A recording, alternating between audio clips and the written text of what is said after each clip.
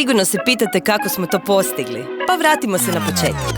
Mi smo Hrvatski Telekom, vodeća mreža i predvodnik digitalizacije u Hrvatskoj. Dio digitalne svakodnevnice, kao što već znamo, čine i društvene mreže i aplikacije. A od njih se posebno izdvaja TikTok. Od gotovo 2 milijarde korisnika u svijetu, dosta ih je u Hrvatskoj. Proveli smo istraživanje na skupini od 12 do 25 i saznali da nas vide, pa ovako. Htjeli smo to promijeniti i logičan korak naprijed bio je TikTok. No kako išta postići tamo, kao jedan veliki brend, a da ne budemo cringe? Kako bi kanal zaživio, bilo je ključno da nam sadržaj bude opušten i prilagođen trendovima i algoritmu. Uzeli smo mobitel u ruke i stisnuli taj rekord.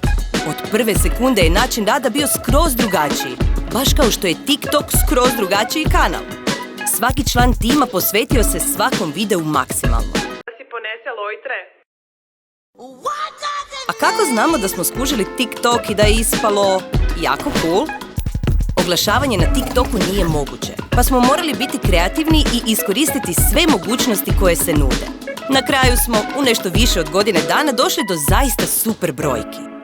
Gotovo 6 milijuna video pregleda, više od 275,5 tisuća lajkova, preko 3000 komentara, više od 8000 šerova. Samo da ilustriramo, da smo htjeli to sve postići na Instagramu, trebali bismo u oglašavanje uložiti više od $117,000, što je otprilike kao da smo kupili 2000 iPhone-a. Posebno nas veseli činjenica da smo sa svojim TikTokom uspjeli privući nove cool ljude i dali im šansu da započnu karijeru upravo kod nas. Nastavljamo dalje smišljati i snimati. Brojke rastu, sve radimo mobitelom, jednostavno, brzo i 100% prilagođeno kanalu.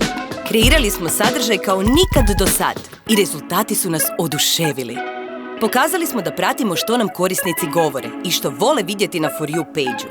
A uz to smo dokazali da iza vodeće mreže stoje zaista super ljudi s kojima, kao Gen Z-evac, želiš raditi. I kojima želiš slati smiješne TikTokove.